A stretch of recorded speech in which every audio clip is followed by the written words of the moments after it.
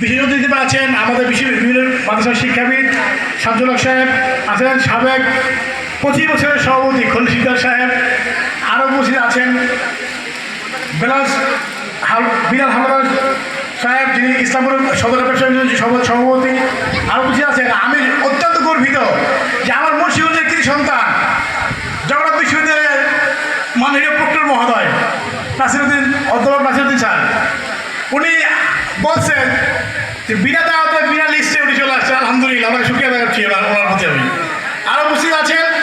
আমাদের এলাকার জন্য অন্য ব্যক্তিবর্গ, বিশেষ করে শামসুল হক ব্যাপারী সাহেব, আমার শ্বশুর চেয়ারম্যান সাহেব, আনন্দুল্লাহ সাহেব সহকারে, বিশেষ করে আমার এই বন্ধুবর্গ জগন্নাথ বিশ্ববিদ্যালয়ের সহকারী প্রক্টর অধ্যাপক ডক্টর সালাউদ্দিন আহমেদ সহ আরবি বিশ্ববিদ্যালয়ের স্যারের একান্ত সচিব, আমার প্রিয় বন্ধুবর্গ সহ